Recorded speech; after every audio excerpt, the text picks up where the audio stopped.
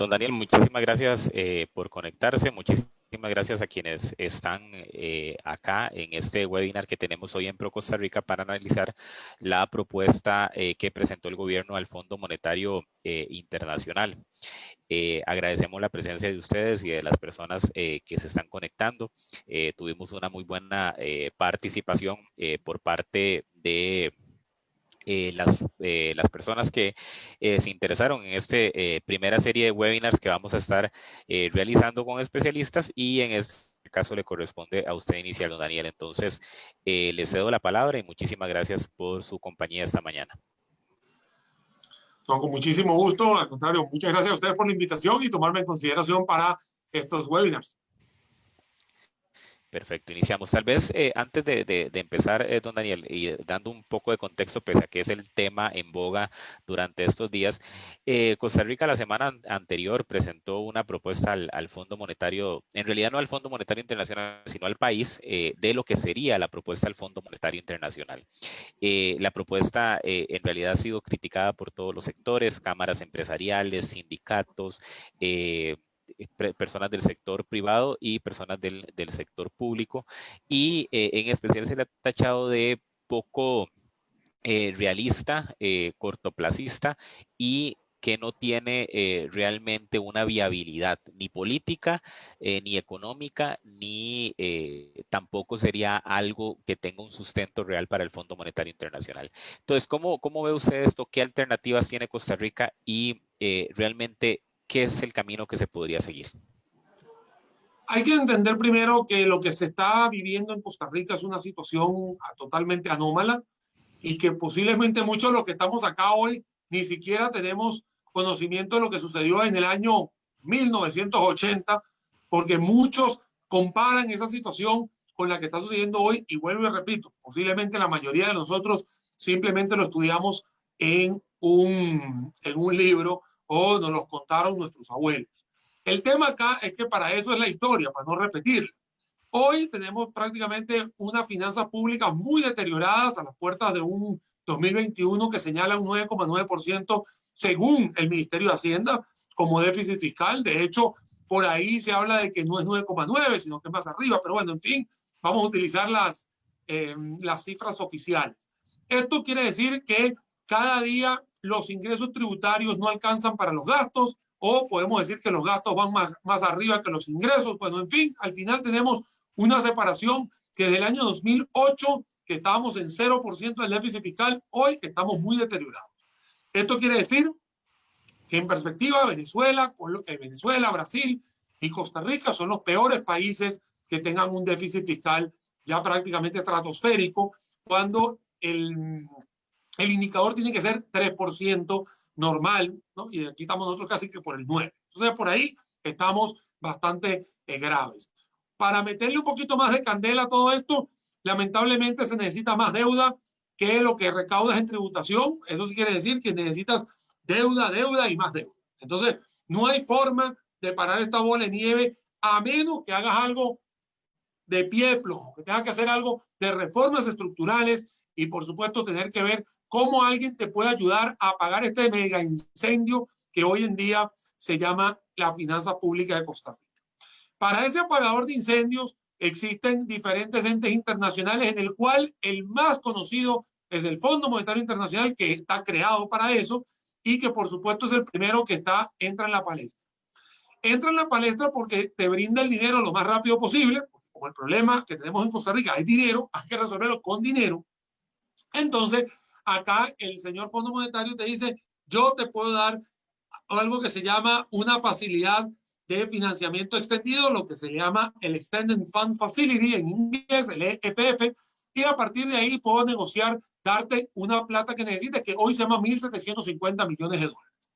El fondo, que no está buscando a Costa Rica, de una vez le cuento, Costa Rica es el que busca el fondo, porque el fondo no le interesa a Costa Rica. El fondo simplemente le interesa que cuando alguien le presta, a él le paguen de vuelta. Entonces el fondo te dice, bueno, Costa Rica, con mucho gusto yo te presto, pero necesito que me des un plan para que me digas qué va a pasar con tus finanzas públicas en los próximos 4 a 6 años. Entonces ahí Costa Rica tiene que plasmar una propuesta que le llegue al fondo y que el fondo esté consciente que esas condiciones no solamente satisfacen la necesidad del fondo, sino también va a ser algo que se va a comprometer el país para poderle pagar. Todo esto que estoy comentando es por qué llegamos al jueves pasado, no al programa de hoy, sino al jueves pasado, a tener una propuesta que se va a llevar al fondo. El tema es que la propuesta está totalmente desbalanceada. ¿Qué quiere decir eso? Que se le recargó el 80% de la propuesta a creación o ampliación de impuestos y el otro 20% es para el recorte del gasto. Y cuando hacemos una radiografía del recorte del gasto, estamos viendo regla fiscal, que no tiene nada que ver con el fondo, empleo público, reforma del empleo público, que no tiene nada que ver con el fondo, estamos viendo reforma del Estado, que no tiene nada que ver con el fondo, entonces, que no hay pago de anualidades, que no tiene pago del fondo, entonces al final, la voz cantante que ha sucedido en los últimos 7 días es que la población está muy, muy, muy molesta, puesto que en la parte del gasto no hay nada innovador, ni es todo reciclado, y desde el punto de vista del impuesto, un 80-20 habla por sí solo. Esto que les acabo de comentar es simplemente una radiografía y un poquito de historia a dónde estamos y por qué hoy nos tiene en boga el tema de la propuesta del Fondo Monetario Internacional, que vuelvo a repetir, no es el fondo el que busca a Costa Rica, es Costa Rica el que busca el fondo. Perfecto, don Daniel. Dentro de usted lo señala muy bien. La propuesta es 80% nuevos tributos y realmente 20% recorte del gasto. ¿Es realmente viable un recorte del gasto mayor? Porque generalmente se nos ha dicho de que el recorte del gasto es inviable, que el presupuesto es inflexible y que realmente no se puede hacer un recorte del gasto. Y mi segunda consulta también va orientada al tema de reforma del Estado. ¿Realmente se puede hacer una reforma del Estado profunda? ¿Podríamos ver quizá la venta de algunos activos más preciados que FANAL? ¿Realmente se puede dar esto en el país? A ver, yo les voy a contar a todos los seguidores que para cualquier cosa que se haga en el país que tenga una afectación importante, hay que pasar por la Asamblea Legislativa. Por ejemplo, el impuesto al débito bancario tiene que pasar por la Asamblea Legislativa. ¿Quieres cambiar el IVA? Tiene que pasar por Asamblea. ¿Tiene que cambiar el impuesto sobre la renta? Tiene que pasar por Asamblea. O sea, no estoy dando ideas, simplemente estoy diciendo que cualquier cosa que usted vaya a hacer tiene que pasar por la Asamblea. Entonces, si todo eso pasa por la Asamblea, yo prefiero, en vez de estar perdiendo el tiempo y discutiendo cosas de que nos va a quitar el poder adquisitivo de todos nosotros, busquemos ese tiempo e invertámoslo en cosas que sí van a dar buenos resultados. Y vamos al ejemplo. La reforma del Estado no es algo que está en el 2021 o 2020. Tiene más de 15 años dando vueltas. En el tema de la ley de empleo público, que lo que va a poner es un salario único con menos pluses, porque aquí en Costa Rica hay un montón de pluses, eso tiene años. Y es la misma discusión y la misma cantidad de tiempo que si usted va a poner un impuesto o no va a poner un impuesto. Eso hay que hacerlo. Lo que pasa es que falta voluntad política. En Costa Rica todos le metemos un tinte político y lamentablemente cuando usted mete la parte política, la económica se queda rezagada. Acá nosotros tenemos un incendio que tiene una causa. Entonces la causa puede ser la caja de breakers, puede ser un cortocircuito, puede ser que usted tenga una línea blanca que no esté sirviendo o lamentablemente su instalación eléctrica esté mala. Entonces, los bomberos van a llegar y le van a apagar el incendio. Eso sería el Fondo Monetario, le apagan el incendio. Pero le van a decir, está bien, ya te apagué el incendio, pero usted tiene que ir a ver cuáles son las causas para que no vuelva a haber un incendio. Entonces, si usted le da la plata a Costa Rica, 1.750 millones de dólares, todo el mundo contento los próximos 2 años, 3 años, más allá de que tenemos que ver los impuestos, etcétera, pero no atacamos estructuralmente lo que pasa en la caja de breakers, lo que pasa en el cortocircuito, en las instalaciones eléctricas, etcétera, entonces le va a volver a pasar otro incendio más adelante. Hoy tenemos un estado que es de este tamañote, gigantotote, que tiene, según la OCDE, no soy yo, según la OCDE, que el 50% de lo que usted recoge en la función pública es salario. O sea, hoy la OCDE te dice que Costa Rica paga el 50% de su gasto corriente en salario cuando el promedio de la OCDE es 25%. Ahí usted tiene un desfase totalmente alejado de la realidad. Entonces usted tiene que ver cómo trata en la manera de lo posible de ver cómo armoniza este problema. ¿Dónde tienes otro problema de grasa? Grasa significa, para que te quedes con solo el músculo sabroso, tienes un tema de que tienes cargos a la publicidad. ¿Para qué más publicidad? Si hoy en día la publicidad es más barata porque viaja por redes sociales. Y segundo, hoy se está incrementando el gasto de publicidad para el año que viene. Tienes el tema de un montón de embajadas que hoy en día ya no hacen falta, porque aparte que la gente se puede comunicar en teletrabajo, usted puede estar haciendo cosas vía digital, firma digital, etc. Otra cosa que usted puede cortar, usted puede optimizar las 300 y pico instituciones que tiene Costa Rica, porque tiene unas cuantas que se solapan y que hoy en día no tienen razón de ser. Usted tiene una gran cantidad de puestos administrativos que no son del giro del negocio, de la Caja, del ICE, de Recope y de una gran cantidad de ministerios que lo puede usted hoy o lo robotiza, lo pone en un sistema de información de computación o sencillamente se solapan unos con los otros. Estos son temas que se pueden hacer, pero no han querido meterles podadora porque lamentablemente alguien tiene un interés o empiezan a haber conflictos de intereses en todo esto. Ahí tienen los lugares para los recortes. Les dije lo de las embajadas, les dije lo de la publicidad. Vámonos para los alquileres. El Ministerio de Hacienda paga 16 millones de dólares en alquileres al año. Con 16 millones de dólares de alquileres, usted puede construir un edificio para Hacienda. Con eso se lo digo todo. Usted puede agarrar el edificio de Recope, del INS, de la Caja, y usted puede agarrar y decir, los primeros 2 pisos pongo un ministerio, en los otros 2 pisos pongo otro ministerio, en otros 2 pisos pongo una institución. ¿Y qué pasa? Que todos esos alquileres se quitan del presupuesto y usted va cortando grasa. El tema es que hay conflictos de intereses y les da, obviamente, un sentimiento a una gran cantidad de personas de no cortar la grasa como tal. Entonces, vuelvo a la analogía. Si usted tiene una persona que sabe que hay un problema con lo que dio ese incendio, usted tiene que apagarlo e ir a buscar las causas y arreglar las causas, porque si no, en 4 o 5 años vamos a tener el mismo problema otra vez. Precisamente eso reiterando en ese punto, es bastante interesante. Vamos a tener el mismo problema otra vez. Realmente, y en las condiciones en las que estamos, porque usted ha sido uno que ha dicho que no tenemos un más allá, es decir, es ir por el acuerdo, pero balanceado.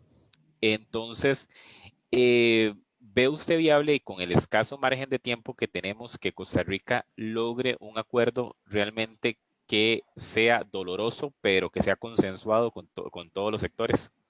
Pues te voy a contar que aquí, eso de cuando a mí me dicen, es que estamos contra el reloj, vea, yo personalmente he tenido la oportunidad de trabajar en 3 empresas transnacionales, pero en las últimas 2, que tenía posiciones más gerenciales, porque en la primera fui muy junior, como todo en la vida, ¿no?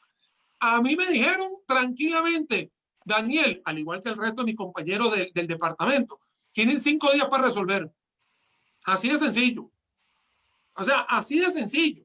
Y se consiguió cómo resolver. Para eso hay gente competente que tiene que resolver. O sea, esto no es un tema de que se la podemos dejar a la ligera, que tengo que ver qué dice un sector, que tiene que ver otro sector, que tengo que ver con quién dialogo. Esto no es un tema de dialogar, esto es un tema de que el barco está en una tormenta perfecta y usted tiene que llegar a un puerto sano y salvo.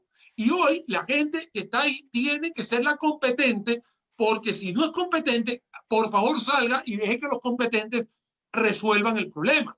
Pero si vamos a empezar a dialogar y vamos a empezar a escuchar y vamos a empezar a hacer parches y vamos a hacer enmiendas y vamos a hacer todo esto, nos da, y aquí sí no voy a decir diciembre como si fuese una metáfora, sí, nos da diciembre y no hemos resuelto nada. El Fondo Monetario no necesita de Costa Rica. El Fondo Monetario tiene la plata. Y él, si Costa Rica le viene con un plan, él le suelta la plata. Si no, él está tranquilo y se lo presta a otra persona. Lo que pasa es que creemos que el fondo es el malo. No, el malo es que nosotros no hemos podido ni tomar las decisiones como son. Tiramos un proyecto una propuesta y ahora quieren ver cómo negocian.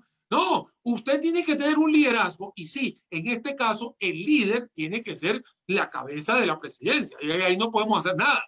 Esta cabeza de la presidencia tiene que tomar cartas en el asunto, tener sentido de urgencia y decirle a su equipo económico, usted tiene 3 días, claro, hoy ya es viernes y ya se fue la semana, pero a mí no me interesa porque tiene que trabajar sábado y domingo, porque el lunes tiene que presentar una propuesta en la cual o balancea 80-20 hacia gasto, o le va solo a gasto, o ve qué hace con los impuestos. Pero no empiecen ahora a preguntarnos a los analistas, a ver qué dicen los periodistas, a ver si a este le gustó, a ver si al otro le gustó, porque si no el tiempo pasa.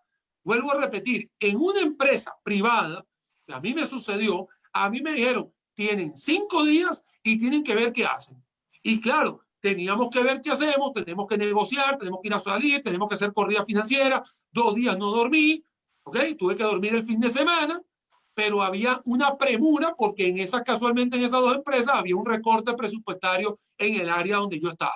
Entonces, es acá donde a la gente, como le mueven el piso en la zona de confort, quieren esperar a que todo el mundo le dé todo así, la papa pelada, se dice. Eso quiere decir que te lo den facilito y aquí se tiene que mover la gente, tiene que ser competente y tiene que moverse. Dejar de estar dando tantas entrevistas, ponerse a trabajar, poner a trabajar todo el sistema, porque cada uno en el sector público tiene toda una estructura debajo de cada uno de estos integrantes del Consejo Económico y van a tener. Hoy brilla por su ausencia la ministra de Economía. Sí, la ministra de Economía cuando la economía es la que está mala. Brilla por su ausencia, en algunos casos lo he visto titilante, el presidente del Banco Central. Tenemos al Ministerio de Hacienda que con su ministro lamentablemente sus argumentos no le dan ningún tipo de seguridad a nadie. En el caso de doña Pilar Garrido, que aquí, aunque no me lo crean, les voy a decir algo. Doña Pilar Garrido tiene demasiadas cosas encima y obviamente el que mucho abarca poco aprieta. Y entonces uno empieza a darse cuenta que en vez de estar enfocados en sacar una propuesta como debe de ser, para no andar con estas enmiendas, estamos perdiendo el tiempo. Muchas gracias, don Daniel. Tiene razón usted, ahí hay que copiar un buen esquema como es el de hacer las cosas de inmediato y no andar en este lobby que realmente no nos contribuye muy poco. Nos pregunta don René Linarte cuántas personas en el sector público se quedarían de trabajo aproximadamente y cuánto golpearía esto a la economía en caso de que se dé un recorte en ese sentido. La pregunta es excelente y les voy a contar, no porque la pregunta es excelente, porque ya lo dije, es excelente la pregunta. Pero cuando usted tiene un plan país, usted tiene que saber que el país tiene muchas aristas. La primera que usted tiene que enfocarse es en crear riqueza. Y aquí todo el mundo se le olvida eso, todo el mundo se le olvidó eso. Si usted crea riqueza, el nivel de desempleo que está hoy rozando el 25% puede bajar incluso hasta debajo del 10% si se lo propone el gobierno. ¿Por qué? Porque si usted agarra y dice, yo necesito incentivar la inversión extranjera, necesito incentivar la inversión local, necesito incentivar la economía que se mueva, necesito incentivar la facturación, y si hay facturación, hay impuestos, si hay facturación, hay pago de salario, si hay facturación, hay toda la cadena de valor. Si usted no agarra, si usted agarra y se vuela a todo el mundo y salen 10,000, 15,000 personas del sector público, obviamente estás atentando contra el desempleo. Ahí no vas a hacer mucho, ¿no? Porque eso, el que te diga lo contrario, en la verdad, no está obrando a la verdad. Pero el tema es que si tú vas a optimizar la planilla estatal, tienes que optimizar de tal forma que si cortas puestos administrativos, hoy en día, todo el mundo que haya estudiado administración, economía, contabilidad, auditoría, sistemas, ingeniería de sistemas, computación, tiene una gran cantidad de chance para estar en puestos de trabajo. Posiblemente un ingeniero en materiales del Instituto Costarricense de Electricidad, obviamente no va a conseguir trabajo porque está capacitado en algo muy específico.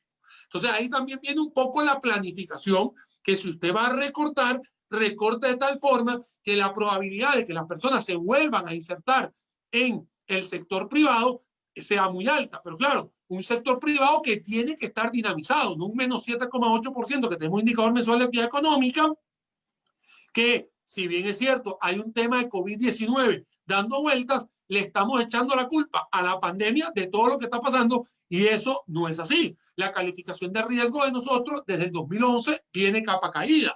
El desempleo está por encima del 8% hace 15 años que yo llegué aquí a Costa Rica. O sea, no es que la pandemia lo que vino fue a demostrarte lo raquítico que está la gallina. Eso es lo que sucede. Entonces, si usted va a optimizar, va a tener que hacer todo en paralelo, va a tener que agilizar el sistema de que tenga un ambiente laboral y ambiente empresarial para que la gente se siga moviendo. Voy a hacer una pausa y no una cuña, pero es verdad. Todos los domingos, yo en mi página de Facebook de Daniel Suchar Sommer pongo puestos de trabajo. Los últimos 5 domingos he puesto más de 1,200 puestos de trabajo. O sea, la cosa es que claro, me encantaría poner 300,000, no tengo chance, tampoco los hay todos, pero sí hay gente que se está moviendo, está invirtiendo, hay algunos sectores de la economía que están sacando provecho, entonces, bueno, ¿qué vamos a estudiar? ¿Qué vamos a capacitarnos? También es parte de todo un aprendizaje que estamos teniendo hoy en día. ¿Podemos resolver esto de hoy viernes para el lunes? No, esto no se puede resolver de la noche a la mañana, pero si hay una estrategia de plan país, no le metes tinte político, no empiezas a buscar los intereses de por medio, sino un interés país, empiezas a entender que a mediano plazo toda esa estructura que vas optimizando el sector público la puedes ir también generando en sector privado. Y otra de las cosas importantes es que también hay una estrategia que se llama la estrategia de tercerización.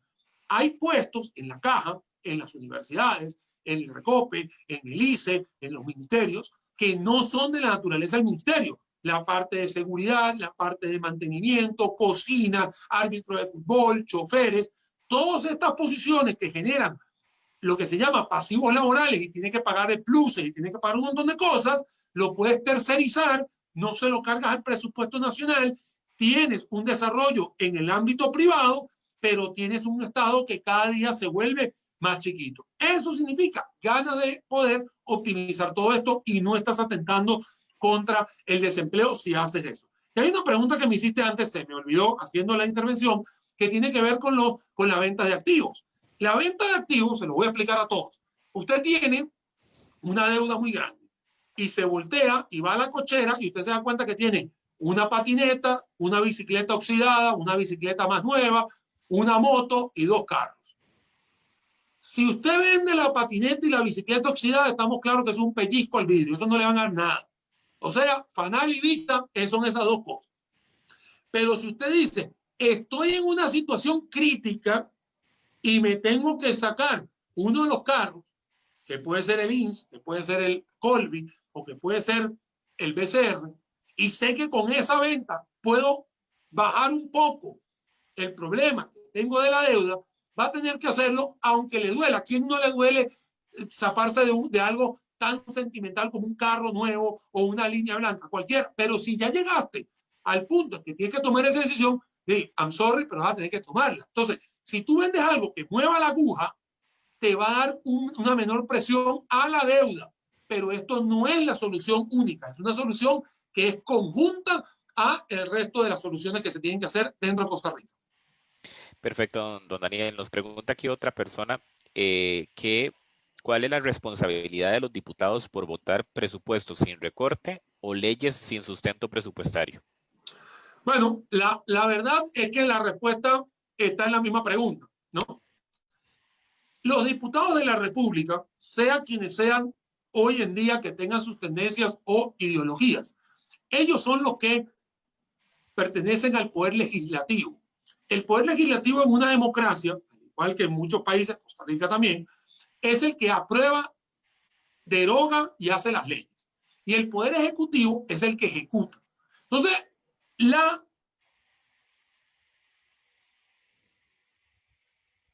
círculo muy sencillo. Usted agarra y le dice, estas son las leyes para que usted ejecute. Así de sencillo. Si la asamblea se pone de acuerdo y dice, esta propuesta no la vamos a ejecutar, ni pierdas el tiempo yendo al fondo, es lo primero que habría que hacer.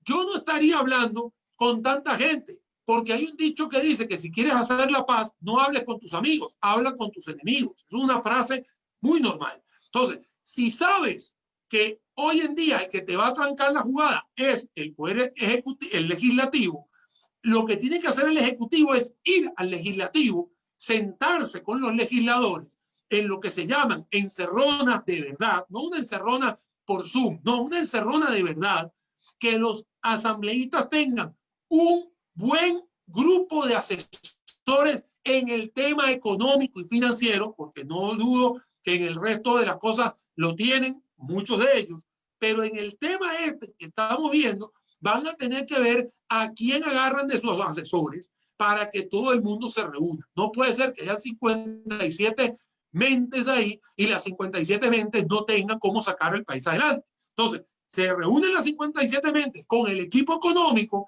y en vez de perder el tiempo atacándose unos con los otros, llegan y dicen, vean, vamos a ver qué es lo que necesitamos. Hay que cortar, hay que hacer. Y si en algún momento alguien dice, no, es que tengo que aumentar impuestos, bueno, y verán qué hacen. Pero es un tema que vuelvo a repetir. Si usted habla con sus amigos, no va a ser la paz. Tiene que hablar con sus enemigos. En este caso, tiene que hablar con su contrincante, que es Poder Ejecutivo y Poder Legislativo. Cuando no veamos ese matrimonio bien sólido, aquí podemos estar perdiendo el tiempo hablando, porque no va a ocurrir absolutamente nada. Es lamentable, pero es así.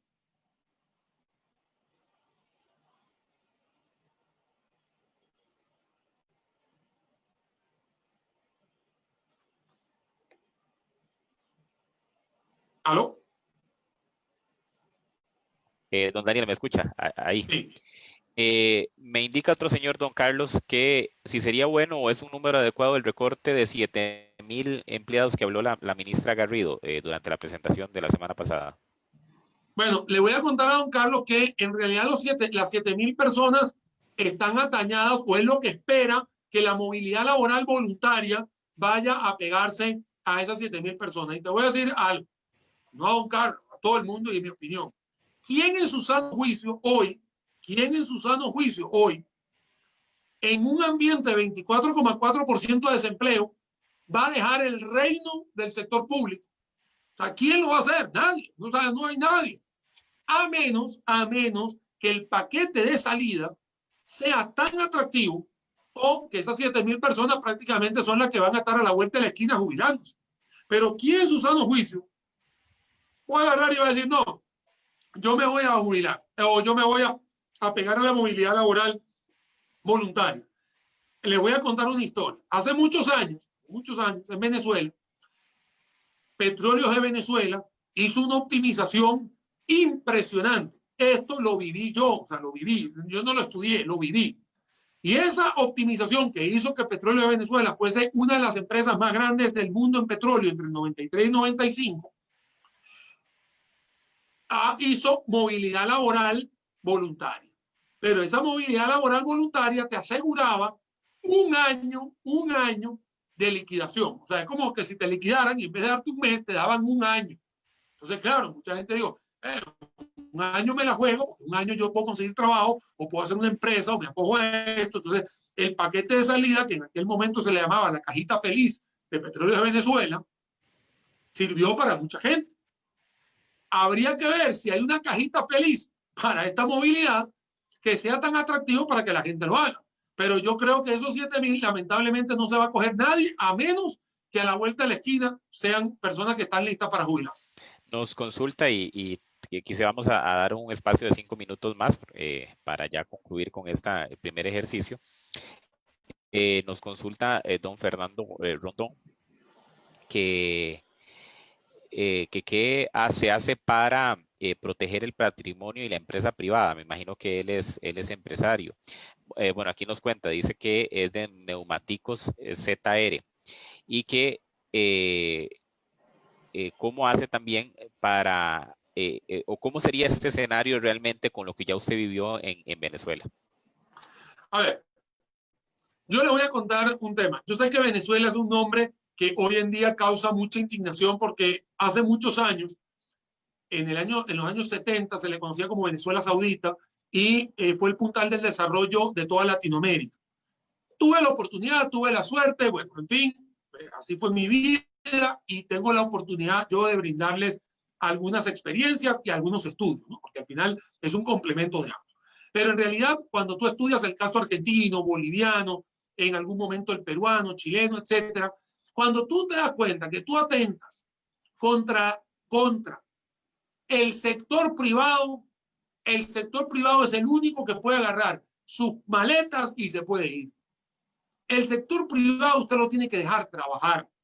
Lo que pasa es que siempre existe en una sociedad una especie de resentimiento y que lamentablemente Costa Rica se está palpando, ¿ok? Hoy en día, porque empiezan esos cantos de sirena a poner una parte de la población en contra de otra parte de la población. Acá se le denomina al empresario un evasor, cuando aquí hay una gran cantidad de gente, pero una gran cantidad de gente, y me incluyo, que estamos todos los días apegados en Hacienda, porque le tenemos más miedo a Hacienda que otra cosa. Entonces, no es cierto que el empresario es un evasor. Hay gente que no juega fair play y a ese hay que buscar, y para buscarlo hay que fortalecer Hacienda, y para que Hacienda no salga con una pistolita de agua, sino que salga bien armado con un sistema y un software de verdad y no con tablas de Excel. Pero acá tenemos eso que está aquí. Hace unas semanas atrás vimos que un video que se hizo muy viral atacaba 3 empresas muy grandes en este país, catalogándolas de todo, cuando son empresas que pagan una gran cantidad de impuestos que ayudan en responsabilidad social, empresarial, etc.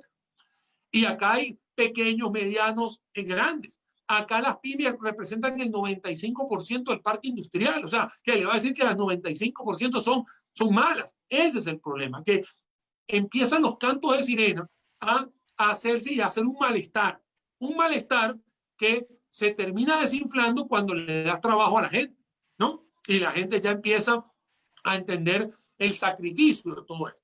¿Qué significa lo que acabo de mencionar?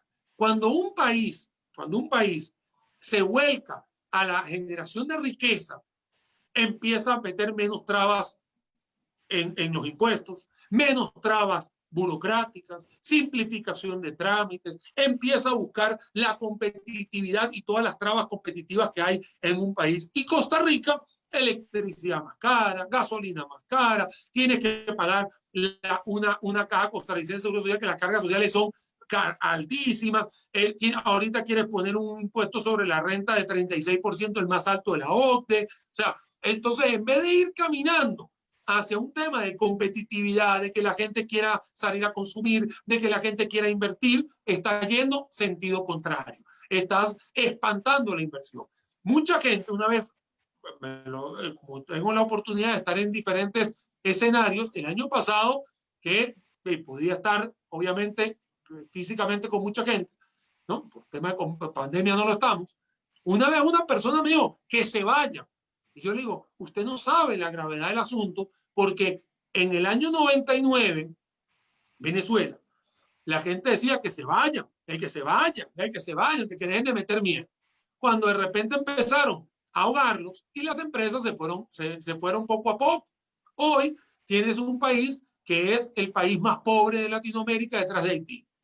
La gente dice, Daniel, es que vos sos venezolano, hablas de Venezuela. Te voy a hablar de Argentina. En las últimas 2 semanas, con que usted abra el periódico, el que usted quiera, se puede dar cuenta que las empresas ya le dijeron al presidente de la República, me voy.